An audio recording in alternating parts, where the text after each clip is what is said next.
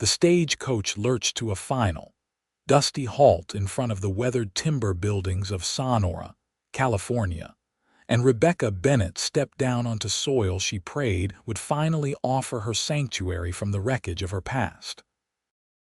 The year was 1872, and the summer heat pressed down on the small mining town with relentless intensity.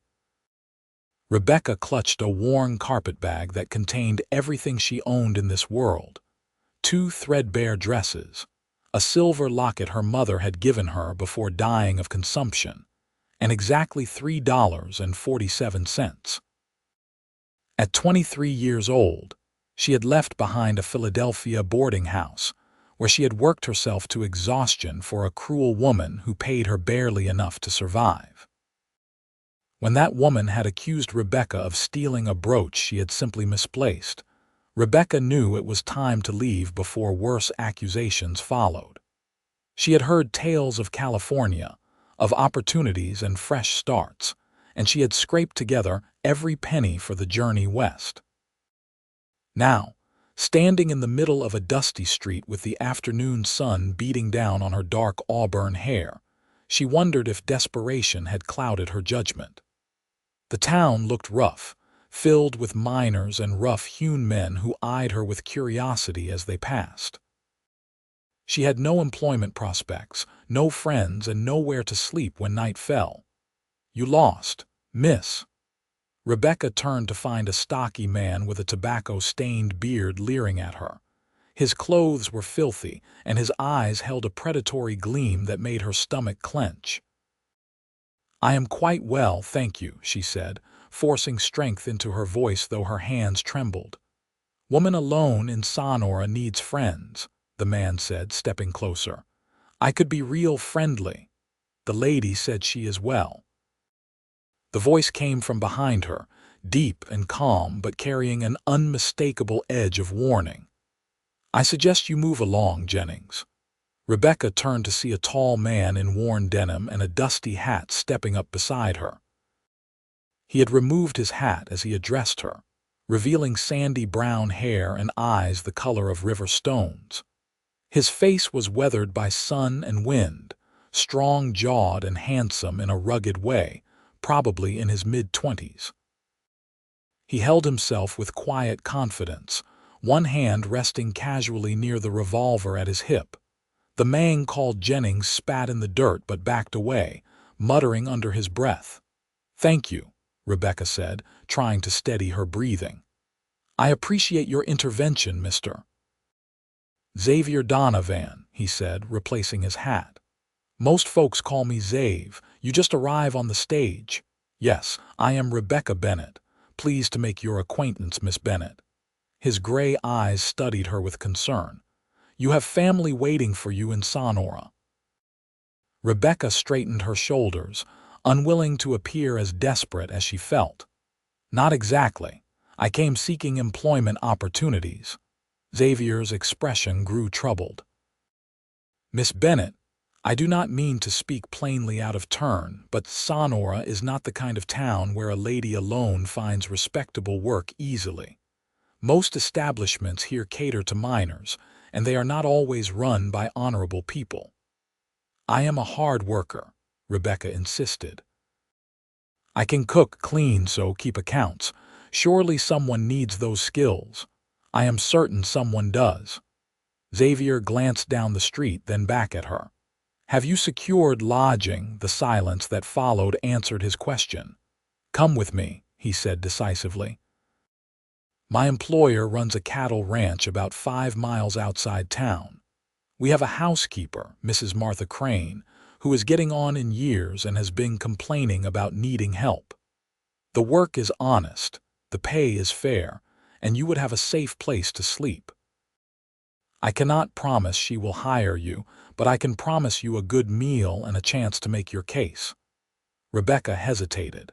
She had been warned about trusting strange men, but something in Xavier's direct gaze and respectful manner eased her concern. Besides, what choice did she have? Night would fall in a few hours, and she had nowhere to go. "That is very kind of you, Mr. Donovan. I accept your offer." Xavier lifted her carpet bag before she could protest. "I have a wagon just down at the general store. I was picking up supplies when I saw you arrive." As they walked through the dusty streets, Rebecca studied the town more carefully. Sonora had sprung up during the gold rush years and still bore the frenzied energy of a place built on dreams of striking it rich. Saloons stood alongside dry goods stores, and the sound of a piano being badly played drifted from one establishment. Men far outnumbered women, and the few ladies Rebecca saw moved quickly, eyes downcast. "How long have you worked at this ranch?" Rebecca asked as they reached a sturdy wagon loaded with flour sacks, coils of rope, and various other supplies. "6 years," Xavier replied, helping her up onto the wagon seat with courteous efficiency. "I arrived in California when I was 19, fresh from helping my father with his freight business in Missouri. He died of influenza and my mother followed 6 months later. I had a sister, younger than me, but she married a banker in St. Louis. I wanted to see the West, so I came out here and found work with Thomas Reed. He owns the Triple R Ranch." Rebecca settled onto the hard wooden seat as Xavier climbed up beside her and took the reins. "The Triple R Ranch, how large is it?" "About 2,000 acres. Mr. Reed runs cattle mostly, some horses. He employs about a dozen men year-round, more during roundup." Xavier clicked his tongue and the horses started forward at a steady walk. "It is good land, with water from a creek that runs year-round. Mr. Reed is a fair man, a widower. His wife passed 5 years back, and his daughter lives in San Francisco with her husband." The wagon rolled out of town and onto a rough road that wound through golden hills dotted with oak trees. The landscape held a stark beauty that appealed to something deep in Rebecca's soul. After years in the grimy, crowded streets of Philadelphia, the open space felt like liberation. "Tell me honestly, Mr. Donovan," Rebecca said after a few minutes of silence. "Why are you helping me? You do not know me at all." Xavier kept his eyes on the road ahead, but she saw his jaw tighten slightly. "I had a sister, like I mentioned, Sarah. When she was 20, before she met her husband, she went to work as a governess for a family in Kansas City. The man of the house was not honorable. He forced his attentions on her." He paused, and Rebecca could see the controlled anger in his profile. "A good man who worked in their stables intervened and helped her escape before worse could happen. That man did not have to help her, but he did. I figure I owe the world some kindness in return."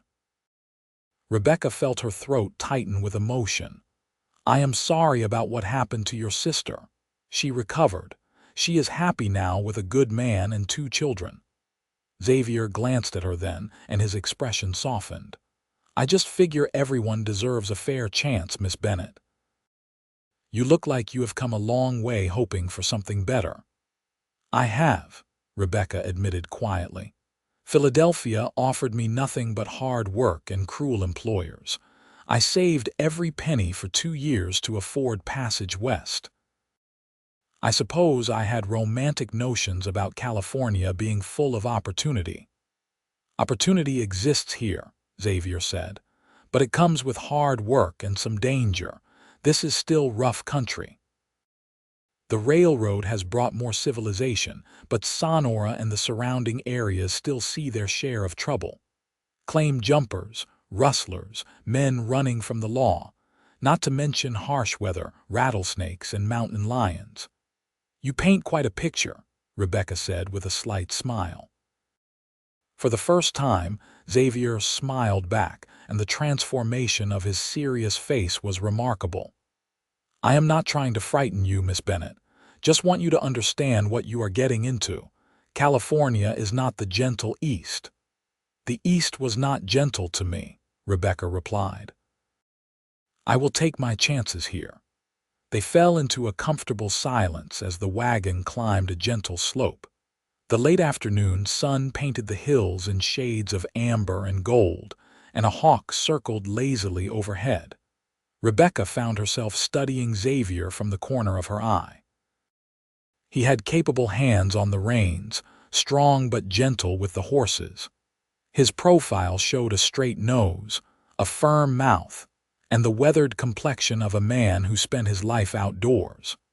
There was something inherently trustworthy about him, a steadiness that put her at ease. "There," Xavier said, pointing ahead. "That is the Triple R." Rebecca followed his gesture and saw a collection of buildings nestled in a valley where a line of cottonwood trees marked the path of a creek. The main ranch house was a sprawling structure of timber and stone with a wide porch. Nearby stood a large barn, several corrals, a bunkhouse, and various outbuildings. Cattle grazed in distant pastures, and she could see several men working with horses in one of the corrals. "It is quite impressive," Rebecca said sincerely. "Mr. Reed built it up from nothing," Xavier said with evident pride. "When he arrived in '53, this was just empty land. He worked a mining claim for a few years, saved his earnings, and bought this property. Built everything you see with his own hands and the help of the men he hired." As they drew closer, Rebecca could appreciate the solid construction of the buildings and the well-maintained appearance of the property. This was a working ranch run by someone who took pride in it. Xavier pulled the wagon up in front of the main house, and before he could help Rebecca down, the front door opened. A woman in her 60s emerged, gray hair pulled back in a severe bun, wearing a practical cotton dress and an apron. Her face was lined but strong, and her blue eyes were sharp as she surveyed Rebecca. "Xavier Donovan, what have you brought home now?" the woman asked, though her tone held more curiosity than censure. "Mrs. Crane, this is Miss Rebecca Bennett. She arrived in Sonora today seeking employment. I thought she might speak with you about the help you have been needing." Xavier jumped down from the wagon and reached up to assist Rebecca. Martha Crane descended the porch steps and approached Rebecca with a direct gaze that seemed to take in everything about her in seconds. "You have experience keeping house, girl?" "Yes, madam," Rebecca said, meeting her gaze steadily. "I worked in a boarding house in Philadelphia for the past 5 years. I can cook for large groups, clean, do laundry, mend clothing, and keep household accounts." "Philadelphia. That is a long way to come." Martha circled Rebecca slowly. "You running from something?" "I am running towards something," Rebecca corrected gently. "A better life than I could have back east. I am a hard worker, Mrs. Crane. I do not complain and I do not shirk my duties." "She has references?" Martha asked Xavier. Rebecca's heart sank. "I am afraid I left Philadelphia rather suddenly. My employer was about to accuse me falsely of theft to avoid paying me wages owed. I thought it best to leave before the situation worsened." Martha's expression was unreadable. "At least you are honest about it. Let me see your hands." Rebecca extended her hands, which bore the calluses and reddened skin of hard physical labor. Martha examined them, then nodded. "These are working hands, not the soft hands of a lady who is afraid of effort." She looked at Rebecca's face again. "I will be plain with you, Miss Bennett. I am 64 years old, and this house is getting too much for me to manage alone. Mr. Reed is a good employer, but he entertains business associates and expects a well-run household. I need someone who can help with the heavy work, cooking and cleaning. The pay is $30 a month plus room and board. You would have a small room off the kitchen. The work is hard, but the environment is respectable. I run a proper household." $30 a month was more than Rebecca had made in Philadelphia, even with longer hours. "I accept, Mrs. Crane, thank you. Do not thank me yet. You have not worked a day." Martha turned toward the house. "Come, I will show you your quarters. Xavier, bring her bag." Rebecca followed Martha into the house, Xavier trailing behind with her carpet bag. The interior was clean and well appointed, with sturdy furniture and whitewashed walls. The parlor held a stone fireplace, comfortable chairs, and shelves lined with books. Everything spoke of masculine comfort rather than feminine decoration, which made sense given that Mr. Reed was a widower. Martha led her through the house to a modest room off the kitchen. It contained a narrow bed, a small dresser, a washstand, and a window that looked out toward the barn. Compared to the cramped, cold attic room Rebecca had occupied in Philadelphia, it seemed palatial. "It is perfect," Rebecca said sincerely. "Thank you, Mrs. Crane. You can thank me by being here at 5 tomorrow morning ready to work. We feed the ranch hands breakfast at 6, and there are 12 hungry men to cook for." Martha paused. "Tonight you will have supper with me in the kitchen. Tomorrow you will learn the routine." "Yes, madam." After Martha departed to tend to other duties, Xavier set Rebecca's bag on the bed. "I hope this works out for you, Miss Bennett. I am grateful to you, Mr. Donovan. If you had not intervened in town, I do not know what would have happened to me." Xavier looked uncomfortable with her gratitude. "Just being neighborly. You get settled and I will see you at supper." All the hands eat in the bunkhouse except on Sundays, when we all gather here for a big meal. You will meet Mr. Reed then. He is in Sacramento on business this week. After Xavier left, Rebecca sat on the bed and let out a long, shaky breath. The journey from Philadelphia had been arduous, filled with uncertainty and fear. Now, for the first time in longer than she could remember, she felt a glimmer of hope. She had a job, a safe place to sleep, and she had met a kind man who expected nothing in return for his help. She rose and unpacked her meager belongings, hanging her 2 dresses in the small wardrobe and placing her mother's locket carefully in the top drawer of the dresser. Then she washed her face and hands in the basin, changed into her other dress so she would be presentable for supper, and went to find Martha in the kitchen. The older woman was stirring a large pot on the wood-burning stove, and the aroma of beef stew filled the warm room. "Good, you are here. Set the table for 2. The dishes are in that cupboard." Rebecca immediately set to work, finding the simple ceramic plates and utensils. As she moved around the kitchen, she noted how well organized everything was, clearly the work of an efficient mind. "You have been with Mr. Reed for a long time?" Rebecca asked as she worked. 15 years. I was widowed young, no children. I kept house for various ranchers until Mr. Reed hired me when he married. I stayed on after his wife passed." Martha ladled stew into a serving bowl. "He is a good man, fair and decent. He will treat you with respect as long as you do your work properly."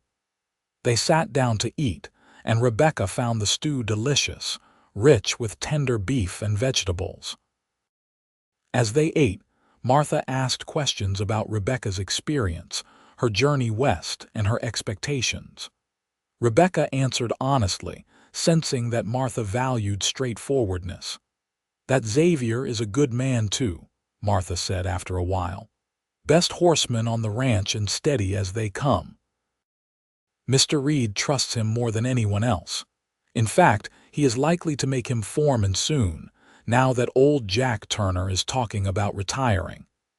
"He seems very capable," Rebecca said, trying to keep her tone neutral. Martha's sharp eyes studied her.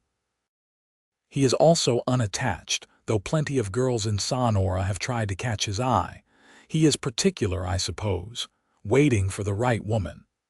Rebecca felt her cheeks warm and focused on her stew. "I am just making conversation," Martha said, but there was a knowing look in her eyes. "You should know that I run a respectable household, no impropriety under this roof." "Of course not, Mrs. Crane. I would never. I am not accusing you of anything, girl, just laying down the rules." Martha rose to clear the plates. "Now you have had a long journey, get some rest. Tomorrow will be a full day of work." Rebecca helped clean up, then retired to her small room. She changed into her nightgown and lay in the narrow bed, watching moonlight stream through the window. Despite her exhaustion, sleep eluded her for a while. Her mind kept returning to Xavier Donovan, to his kind gray eyes and the gentle way he had helped her without asking for anything in return. She barely knew him, yet something about his presence made her feel safe in a way she had not felt in years. Finally, she drifted off to sleep, dreaming of wide open spaces and a future that might hold more promise than she had dared to imagine. The next morning, Rebecca woke before dawn to Martha knocking briskly on her door. She dressed quickly in her work dress, tied her hair back with a ribbon and hurried to the kitchen. Martha was already pulling sourdough bread from the oven, and the kitchen was warm from the stove. "Good, you are prompt. Start mixing biscuit dough. The recipe is on that card there. We need enough for 14 people. Also fry bacon, lots of it. These men work hard and eat accordingly." Rebecca threw herself into the work, grateful for her years of experience. She mixed and rolled biscuit dough while bacon sizzled in large cast-iron pans. Martha worked beside her efficiently, scrambling what seemed like dozens of eggs and setting out butter, jam, and honey. At 6 o'clock sharp, men began filing into the large dining room adjacent to the kitchen. They were a rough-looking bunch, weathered and work-hardened, but they removed their hats and spoke politely when Martha introduced Rebecca as the new household help. Xavier was among them, and when his eyes met Rebecca's, he smiled warmly. "Morning, Miss Bennett. I hope your first night was comfortable." "Very comfortable, thank you, Mr. Donovan." The men ate with the hearty appetite of men who would spend the day doing physical labor. Rebecca and Martha kept the serving platters full, and Rebecca noted how the men thanked them politely and seemed genuinely appreciative of the meal. After breakfast, the men departed for their various duties, and Rebecca helped Martha clean up the enormous pile of dishes. "You did well," Martha said grudgingly. "Your biscuits were light and you work efficiently." The rest of the day passed in a blur of activity. Rebecca learned the routine of the household, from laundry to cleaning to food preparation. Martha was a demanding taskmaster but fair, and Rebecca found herself falling into the rhythm of the work. It was hard, certainly, but it felt purposeful in a way her work in Philadelphia never had.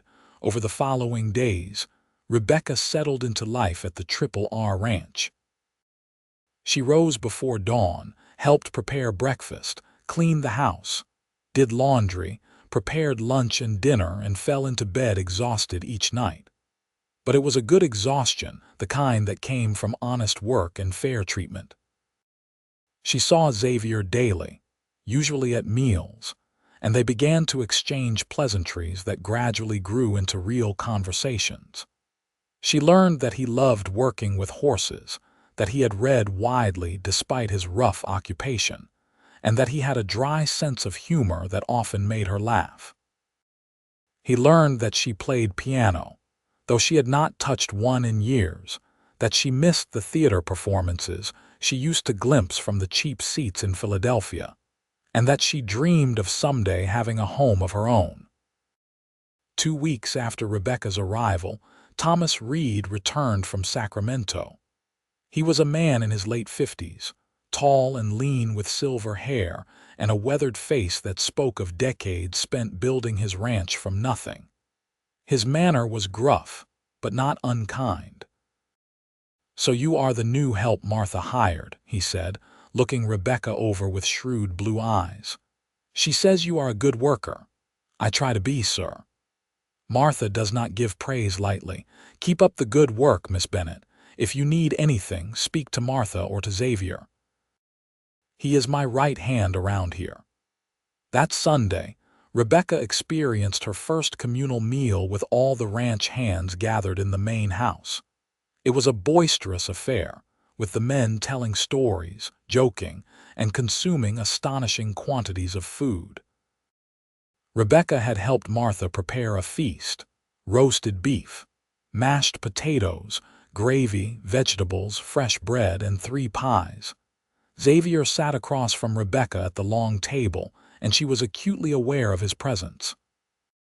Several times their eyes met, and she felt a flutter in her chest that had nothing to do with exertion. After the meal, while Martha napped and the other men relaxed outside smoking and talking, Xavier approached Rebecca as she washed dishes. "Let me help you," he said, picking up a drying towel. "You do not have to do that, I know, but 2 sets of hands make faster work." He began drying the plates she washed. "How are you finding life at the Triple R, Miss Bennett? Please call me Rebecca. And I find it very agreeable, thank you. Mrs. Crane is exacting, but she is fair. I feel fortunate to be here. I am glad." Xavier dried several more plates before speaking again. "Rebecca, I was wondering if you might like to see more of the ranch. I have some time this afternoon, and I could show you around properly. The countryside here is beautiful." Rebecca's heart leaped, but she kept her voice steady. "I would like that very much if Mrs. Crane can spare me." Martha, who had apparently not been napping after all, called from the doorway, "Go on, girl, you have worked hard and a walk will do you good, but be back before supper preparations." An hour later, Rebecca found herself walking beside Xavier through golden hills dotted with oak trees. He had saddled 2 gentle horses, and though Rebecca's riding skills were rudimentary, the mare he chose for her was patient and calm. They rode at an easy pace along the creek that wound through the property. "This is the best grazing land," Xavier explained, gesturing to the lush grass along the water. "Mr. Reed bought this property specifically because of this creek. In California, water is everything." "It is so beautiful here," Rebecca said, looking around at the landscape bathed in afternoon sunshine. "So different from Philadelphia." "Do you miss the city?" "No," Rebecca answered honestly. "I miss what I imagined life could be, but I do not miss the reality of it. Here the work is hard, but I feel like I am building towards something." Xavier smiled at her. "I felt the same way when I first came west. Back in Missouri, everything was already established, already built. Here, a person can make their own way." They rode in companionable silence for a while, and Rebecca found herself completely at ease with Xavier in a way that surprised her. Despite knowing him for only 2 weeks, she felt a connection she could not quite explain. "Rebecca, may I speak frankly?" Xavier asked after a while. "Of course." He reined his horse to a stop near a large oak tree, and Rebecca did the same. Xavier looked at her with those serious gray eyes. "I do not want to presume anything or speak out of turn, but I have found myself thinking about you quite a lot since you arrived. You are intelligent, hardworking, and kind. I admire your courage in coming west alone. I would like to know you better if you are amenable to that." Rebecca's breath caught. "I would like that as well, Xavier. Very much." His face broke into a genuine smile, and Rebecca realized it was one of the most attractive things she had ever seen. "Good. I am glad." He hesitated, then added, "I should tell you that I am not a wealthy man. I make decent wages and have some savings, but I am just a ranch hand. However, I have prospects. Mr. Reed has spoken about making me foreman, and eventually I hope to own my own land. I am not offering you anything grand, but I am a steady man, and I would treat you well." "Xavier," Rebecca said softly, her heart swelling with emotion, "I came to California with $3 and a carpet bag. I am not looking for wealth. I am looking for honesty and kindness, and I see both of those qualities in you." They sat on their horses, looking at each other, and Rebecca felt the world shift somehow, as though this moment beneath the oak tree was changing the course of her future. "We should probably head back," Xavier said reluctantly, But perhaps we could do this again. I would like to show you more of the property. I would like that very much. As they rode back toward the ranch buildings, Rebecca felt lighter than she had in years. She had come to California hoping merely to survive, to find work that would sustain her. She had not dared to hope for connection, for friendship, and certainly not for the possibility of love. Yet here she was, riding beside a man who made her heart race and her future seem brighter. Over the following weeks, Rebecca and Xavier spent whatever free time they could manage together. He showed her the far corners of the ranch, taught her to ride better, and shared stories of his life. She told him about her childhood, about losing her parents, about the grinding poverty and loneliness of her years in Philadelphia. They talked about books they had read, places they dreamed of seeing, hopes they held for the future. Martha noticed, of course, that Xavier has been smiling an awful lot lately, she commented one morning as she and Rebecca prepared breakfast. And you have been humming while you work. Rebecca felt her cheeks warm. He is teaching me about the ranch, hum. And I suppose all that teaching requires holding hands when you think no one is looking, Mrs. Crane. Martha chuckled, a rare sound. I am not scolding you, girl. Xavier is a good man and you could do far worse. Just remember that I run a respectable house. Yes, madam. As autumn arrived, bringing cooler temperatures and golden light, Rebecca realized she was falling in love with Xavier Donovan. It was unlike anything she had read about in novels, not a sudden thunderclap, but a steady growing certainty.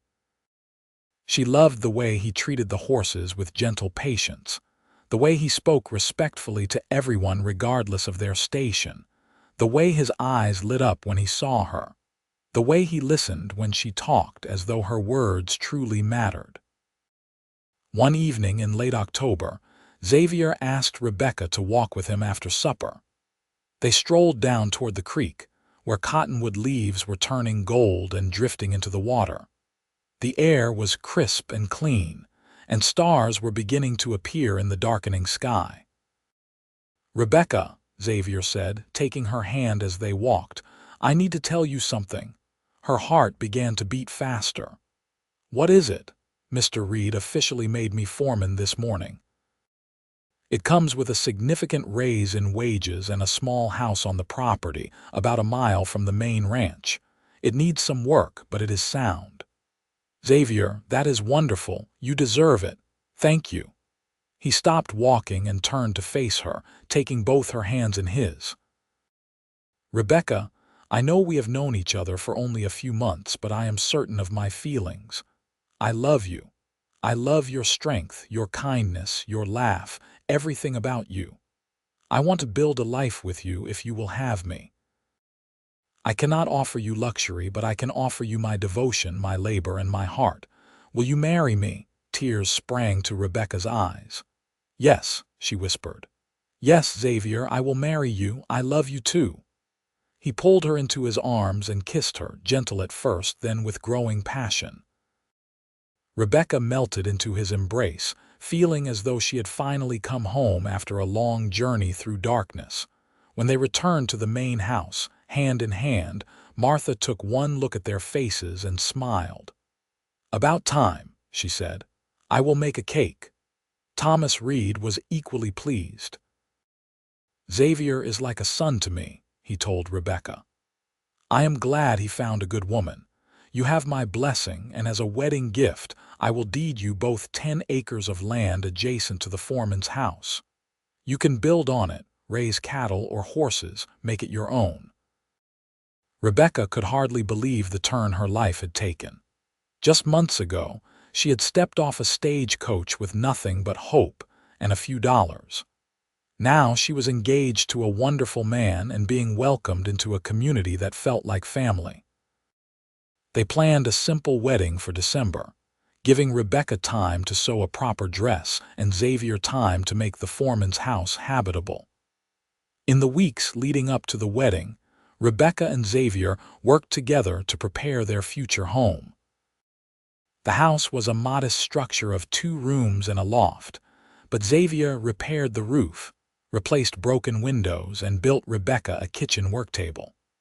She sewed curtains, scrubbed floors, and planted a small garden that would bloom in spring. Martha helped Rebecca sew a wedding dress from ivory silk that Mr. Reed purchased in Sonora as a gift. It was simple but elegant, and when Rebecca tried it on, she felt beautiful for the first time in her life. On a cold, clear day in mid-December 1872, Rebecca Bennett married Xavier Donovan in Sonora's small church. The ceremony was attended by the ranch hands, several townspeople who had come to know Rebecca through her occasional trips to town, and Martha and Mr. Reed, who stood as witnesses. The preacher was a circuit minister who happened to be passing through, and he conducted a simple but heartfelt service. When Xavier lifted Rebecca's veil and kissed her as his wife, she felt tears of joy streaming down her face. She had arrived in California with nothing, and this man had given her everything: security, community, love, and a future filled with promise. The wedding celebration was held at the main ranch house, with a feast that Rebecca and Martha had prepared together. There was music. One of the ranch hands played fiddle while another played harmonica and dancing, and toasts to the happy couple. Rebecca danced with Xavier, her husband, feeling as though she were floating. As the celebration wound down and night fell, Xavier drove Rebecca to their home in a wagon decorated with ribbons. He carried her over the threshold of the small house, and they stood together in the main room, lit by the glow of the fireplace Xavier had started earlier. "Welcome home, Mrs. Donovan," Xavier said, holding her close. "I love you," Rebecca whispered. "I cannot believe how blessed I am." "I am the blessed one," Xavier replied, kissing her forehead. "You are the bravest, strongest woman I have ever known. I promise to spend the rest of my life making you happy." That night, as they lay together in their marriage bed, Rebecca reflected on the journey that had brought her to this moment. She had endured poverty, loneliness, and fear, but she had also found the courage to reach for something better. And in doing so, she had found not just survival but genuine happiness. The winter passed in a blur of contentment. Rebecca continued to help Martha at the main house a few days a week, giving her time to adjust to running a household of her own. Xavier thrived in his new role as foreman, earning the respect of the men he supervised and the continued trust of Mr. Reed. In the evenings, Rebecca and Xavier sat by their fireplace, reading aloud to each other, talking about their dreams, making plans for the spring planting on their 10 acres. When spring arrived, bringing wildflowers and green grass, Rebecca discovered she was carrying their first child. Xavier was overjoyed, building a cradle from oak wood and fretting over Rebecca's health like a mother hen. Martha and Mr. Reed were equally delighted, treating the news as though they were expecting a grandchild.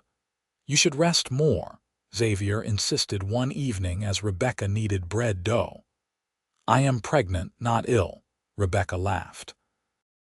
"Women have been working while carrying babies since the beginning of time." "Not my wife," Xavier said stubbornly. "I want you to take care of yourself." "I am taking care of myself and our baby," Rebecca assured him, touched by his concern. "I promise to rest if I feel tired." As summer arrived and Rebecca's pregnancy advanced, Xavier became even more protective. He hired a young Mexican woman named Lupe from Sonora to help Rebecca with heavy housework. Lupe was 18, sweet-natured and hardworking, and she and Rebecca quickly became friends. On a hot August afternoon in 1873, with Martha and Lupe attending her, Rebecca gave birth to a healthy baby boy. Xavier, who had been pacing outside like a caged animal, burst into the room when Martha called him and knelt beside the bed where Rebecca held their son. "He is perfect," Xavier breathed, touching the baby's tiny hand with one calloused finger. Rebecca, he is perfect. What should we name him? Rebecca asked, exhausted but radiant. They had discussed names for months but had never quite decided. Now, looking at their son's face, Xavier said, "What about Matthew? It means gift from God, and that is what he is." "Matthew Donovan," Rebecca said, testing the name. "I love it." Little Matthew was indeed a gift, a happy baby who rarely cried and seemed to observe the world with curious dark eyes. Xavier was a devoted father, rushing home each evening to hold his son, singing him lullabies in his off-key voice, and marveling at every small development. Life on their small homestead settled into a happy rhythm. Xavier managed the ranch during the day while Rebecca cared for Matthew and their home, with Lupe's help. They planted an orchard on their 10 acres apples, pears, and cherries that would take years to mature, but represented their investment in the future. They added chickens for eggs, a milk cow, and a vegetable garden that flourished under Rebecca's care. As Matthew grew into a toddler, Rebecca sometimes reflected on how much her life had changed. 2 years ago, she had been desperately poor, alone, and frightened. Now she had a loving husband, a beautiful son, a home of her own, and a community that valued her. Xavier had given her everything, but in quiet moments, he insisted it was the other way around. "You gave me purpose," he told her one night as they sat on their porch watching the sunset. Matthew was asleep inside, and the world was peaceful. "Before you arrived, I was just going through the motions. You made me want to be better, to build something lasting." "We built it together," Rebecca said, leaning against his shoulder. "Together," Xavier agreed, kissing the top of her head. When Matthew was 2 years old, Rebecca found herself pregnant again. This time the pregnancy was harder. She was often tired and nauseated, but Xavier and Lupe took excellent care of her. In the spring of 1875, Rebecca gave birth to a daughter they named Alina, after Xavier's mother. Ella, as they called her, had her father's gray eyes and her mother's auburn hair, and she completed their family perfectly. Mr. Reid, now in his early 60s, began to speak of retirement. "I am thinking of selling the RRR," he told Xavier one evening. "My daughter wants me to come to San Francisco to live near her and her children. I would give you first option to purchase it, Xavier. You have been loyal to me for over a decade, and I know you would care for this land properly." Xavier and Rebecca discussed it long into the night. The asking price was substantial, but Xavier's savings combined with a loan from the bank in Sonora would make it possible. It would be a risk, taking on such debt, but it would also mean owning the ranch that had become their home. "What do you think?" Xavier asked Rebecca. "It is a big decision, and it affects our whole family." "I think you were born to run this ranch," Rebecca said. "I think we should reach for it." So Xavier bought the RRR ranch, becoming its owner in the summer of 1875. It was terrifying and exhilarating all at once. They now owned 3,000 acres. Mr. Reid had expanded the property over the years: a house, outbuildings, cattle, horses, and the responsibility of employing the ranch hands who depended on them for their livelihoods. Mr. Reid stayed on for 6 months to help with the transition, and when he finally departed for San Francisco, he embraced Xavier like a son. "Take care of this place," he said gruffly, "and take care of that wonderful family of yours." "I will, sir. I promise." Martha, now nearly 70, chose to stay on at the ranch. "I am too old to start over somewhere new," she said. "Besides, someone needs to keep an eye on you young folks." Rebecca laughed and hugged her. Martha had become like a grandmother to Matthew and Ella, and Rebecca could not imagine the ranch without her. The years that followed were not easy. Ranching was unpredictable work, subject to the whims of weather, markets, and fortune. There were years of drought when grass was scarce and cattle prices fell. There were harsh winters when they lost livestock to cold. There were accidents and injuries, though thankfully nothing fatal. But there were also good years. Years when the cattle were fat and prices were high, when the spring rains came at the right time, when everything seemed to align. Through it all, Rebecca and Xavier faced every challenge together. When money was tight, Rebecca economized brilliantly, making their dollars stretch. When Xavier was discouraged, Rebecca reminded him of how far they had come. When Rebecca was exhausted from caring for 2 young children and helping run the ranch, Xavier pitched in without complaint, changing diapers and washing dishes with the same competence he brought to managing cattle. Their children grew healthy and happy. Matthew was a serious boy who loved horses and spent every spare moment following his father around the ranch. Ella was spirited and bright, asking endless questions about everything she encountered. Both children were being raised to understand the value of hard work and the importance of treating everyone with respect, regardless of their background. When Matthew was 6 and Ella was 4, Rebecca found herself pregnant once more. This pregnancy resulted in another son, born in late 1877, whom they named Samuel. Sam was a cheerful baby who seemed to smile from the moment he entered the world. By 1880, when the census taker visited the Triple R Ranch, he recorded the Donovan family. Xavier, aged 30, rancher; Rebecca, aged 31, his wife; Matthew, aged 7; Ella, aged 5; and Samuel, aged 2. Also living on the property were Lupe, now 25 and married to one of the ranch hands, their own infant daughter, Martha Crane, now 74, and a dozen ranch hands in the bunkhouse. The census taker, an officious little man from Sacramento, seemed impressed by the operation. "You have built something substantial here, Mr. Donovan." "We have been blessed," Xavier replied, his arm around Rebecca's waist.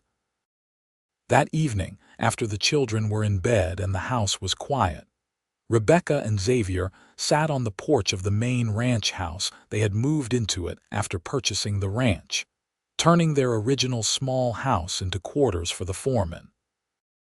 The night was warm and stars filled the sky in their thousands. "You ever think about that day you arrived in Sonora?" Xavier asked, holding Rebecca's hand. "Often," Rebecca said. "I was so frightened, so uncertain. I had no idea what would happen to me. I saw you step off that stagecoach and something in my chest just knew," Xavier said. "I could not have explained it then, but I knew you were going to be important to me." Rebecca smiled. "I thought you were just being kind to a stranger." "I was," Xavier agreed, "but it was more than that. You looked so brave, standing there with nothing but that worn carpetbag and your courage." He turned to face her. "You gave me everything, Rebecca. A family, a reason to build something lasting, love that I never imagined I would find." "You gave me everything," Rebecca countered. "You gave me safety when I had none, opportunity when I was desperate, and love that changed my entire life. I arrived with nothing but hope, and you gave me a life beyond my wildest dreams." Xavier kissed her, soft and sweet, a kiss that still held the passion of their wedding night but also the deep comfort of years together. "We gave each other everything," he murmured against her lips. "Yes," Rebecca agreed. "We did." As the years continued to pass, the Donovan family flourished. The ranch prospered under Xavier's careful management. He proved to be a shrewd businessman, diversifying their operations to include not just cattle but also horse breeding. The horses from the Triple R became known throughout the region for their quality, and buyers came from as far as Los Angeles to purchase them. Rebecca managed the household with Martha's help until the old woman passed away peacefully in her sleep in 1882 at the age of 76. Her loss was deeply felt by everyone on the ranch, but especially by Rebecca, who had come to love her like family. They buried Martha in a small cemetery on the property, beneath a large oak tree, and Rebecca made sure fresh flowers were placed on her grave every week. Matthew grew into a capable young man who shared his father's gift with horses. By the time he was 15, he was breaking and training horses with a skill that impressed even the oldest hands on the ranch. Ella, meanwhile, showed an unexpected talent for figures and began helping her mother keep the ranch accounts. Sam, the baby of the family, was the most social of the three children, friendly and outgoing, beloved by everyone. In 1885, when the children were older and more independent, Rebecca surprised Xavier with news that she was pregnant again. At 36, she had assumed her childbearing years were behind her, but their fourth child, a daughter they named Grace, arrived healthy and squalling in early 1886. Xavier, now 36 himself, was graying at the temples but still strong and vital. He held his newborn daughter with the same wonder he had shown holding Matthew 13 years earlier. "We are truly blessed," he said, tears in his eyes. "We are," Rebecca agreed, tired but content. Grace's arrival seemed to complete their family in a way none of them had anticipated. The older children doted on her, and she grew up surrounded by love and laughter. As the 1880s progressed, Sonora changed around them. The railroad brought more commerce and more people. The wild roughness of the town gradually gave way to increased civilization. Churches were built, a proper school was established, and the town gained a reputation as a respectable community rather than just a rough mining town. The Donovans became pillars of this community. Xavier served on the town council, helping to make decisions about Sonora's future. Rebecca started a lending library in town, donating books and organizing other women to contribute. They were known for their generosity, helping neighbors in need, employing local people fairly, and contributing to community projects. In 1890, Matthew, now 17, fell in love with a rancher's daughter named Caroline Miller. She was a lovely girl, intelligent and hardworking, and Rebecca approved wholeheartedly. They married the following year, and Xavier deeded them a portion of the ranch to build their own home and start their own herd. Ella, now 16 and beautiful, attracted plenty of suitors, but she seemed in no hurry to marry. "I want to see something of the world first," she told her mother. "Maybe visit San Francisco, maybe even go back east." Rebecca understood. "You should see the world," she encouraged. "But know that your home is always here." By the mid-1890s, the Triple R Ranch had grown to over 5,000 acres. Xavier had purchased adjacent properties as they became available, always thinking ahead, always planning for the future.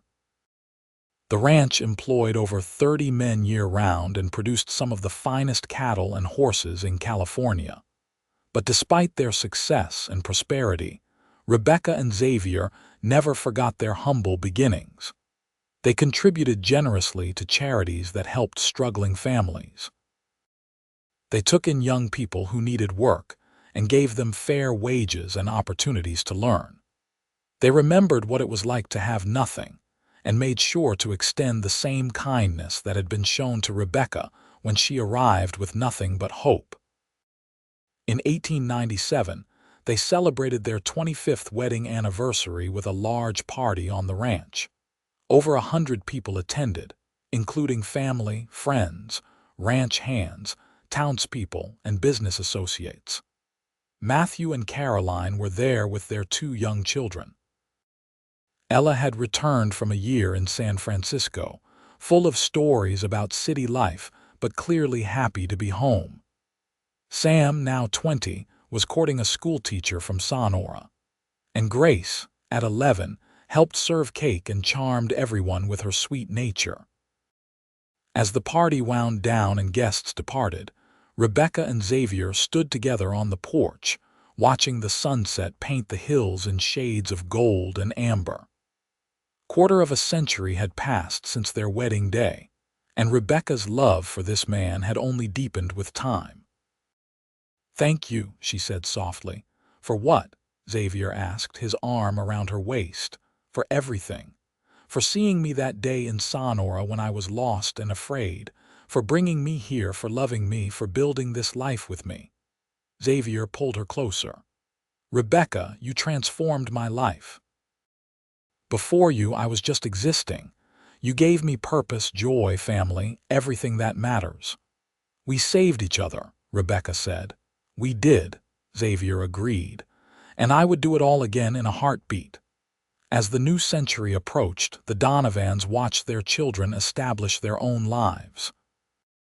Matthew and Caroline expanded their portion of the ranch, and Matthew proved to be as skilled a rancher as his father. They had 4 children, giving Rebecca and Xavier the joy of being grandparents. Ella eventually married a lawyer from Sacramento in 1900, a good man who respected her intelligence and supported her interests. They settled in Sacramento, but visited the ranch often. Sam married his schoolteacher sweetheart in 1899, and they built a home on the ranch, where Sam managed the horse breeding program. They had 3 children in quick succession, and the ranch rang with the laughter of grandchildren. Grace, the youngest, attended a women's college in San Francisco, something that would have been unthinkable in Rebecca's youth. She returned to Sonora with a degree in literature and began teaching at the local school, though everyone assumed she would eventually marry and start a family of her own. In 1902, as Xavier and Rebecca celebrated their 30th anniversary, they looked back on 3 decades of marriage with profound gratitude. They had weathered droughts and financial panics, injuries and illnesses, losses and disappointments. But they had faced everything together, their love the bedrock on which they had built their life. "You remember what you said to me the first day we met?" Rebecca asked as they sat on the porch, her head resting on his shoulder. "I said several things," Xavier replied, his voice still strong despite the gray in his hair and the lines on his face. "You said everyone deserves a fair chance. You gave me that chance, Xavier. You changed everything for me." "You did the same for me," Xavier said.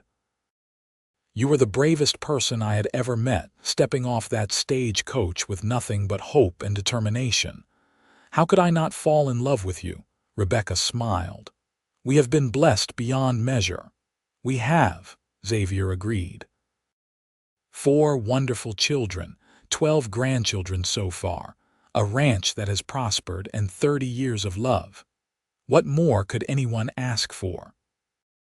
As the years continued to pass, Rebecca and Xavier gradually turned over more of the ranch's daily operations to Matthew and Sam, though Xavier remained actively involved in major decisions.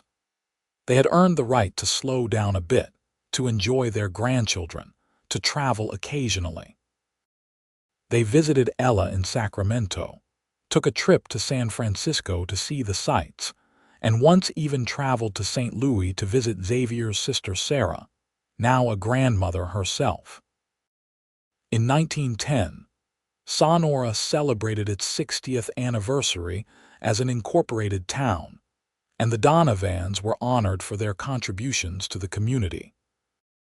At the ceremony, Rebecca, now 61, and Xavier, now 60, stood before the assembled crowd as the mayor praised their generosity, their leadership, and their example of what could be achieved through hard work and devotion. "The story of Rebecca and Xavier Donovan is an inspiration," the mayor said. "Mrs. Donovan arrived in our town with nothing, and through the kindness of one good man and her own determination, she built a life that has enriched our entire community. Together, They have shown us the true meaning of partnership, perseverance, and prosperity. Later, at home on the ranch, Rebecca and Xavier sat in their favorite spot on the porch, watching yet another sunset. They had watched thousands of sunsets together, but each one still felt special. Who could have imagined that day in 1872 would lead to all of this? Rebecca mused. I think some part of me knew, Xavier said. The moment I saw you, something in my heart recognized you as the person I had been waiting for my whole life. I felt the same, Rebecca admitted. Though I was too frightened and overwhelmed to understand it at the time. You were my salvation, Xavier. You gave me everything. We gave each other everything, Xavier corrected gently. And we built something beautiful together. A family, a legacy, a love that will outlast us. Yes, Rebecca agreed, taking his hand. We did. As they sat together in the gathering twilight, surrounded by the land they had built their lives upon, with the sounds of their grandchildren playing in the distance and the comfortable weight of shared decades between them, Rebecca reflected on the journey that had brought her here. She had arrived in California with nothing but hope, fleeing poverty and injustice, seeking merely to survive. Instead, she had found Xavier, a cowboy with a kind heart and steady hands, who had seen her worth when she had nothing to offer but her own determination. He had given her everything: security, love, family, community, and a life richer than any dream she had dared to dream. And she had given him the same: purpose, devotion, partnership, and a love that had sustained them through 3 decades of joys and sorrows, triumphs and trials. Together, they had built something that would endure long after they were gone. Their children and grandchildren would carry on the legacy of the Triple R Ranch, would remember the story of how their grandmother arrived with nothing and their grandfather gave her everything, including his devoted heart. And that love, that choice to reach for something better, to be kind when kindness was not required, to build rather than simply exist, that would be their true inheritance. As the stars began to appear in the darkening sky, Rebecca leaned against Xavier's shoulder, feeling the steady beat of his heart, and knew that every hardship she had endured to reach this moment had been worth it. She had found her home, her purpose, and her truest love in the wilds of California, in the arms of a cowboy who had seen her, truly seen her, and loved what he found. Their story was not one of dramatic adventure or wild passion, though passion had certainly been part of it. It was a story of steady devotion, of 2 people choosing each other every day for 30 years and counting. It was a story of kindness repaid, hope rewarded, and love triumphant. And as they sat together in the peace of their evening years, it was a story with a perfect ending. 2 hearts joined, a family thriving, and a legacy of love that would echo through generations. The sun dipped below the horizon, painting the sky in brilliant shades of orange and purple, and Rebecca smiled. She had arrived with nothing but hope, and Xavier had given her everything, most especially his devoted heart. In return, she had given him hers freely and completely, and together they had created something beautiful, something lasting, something true.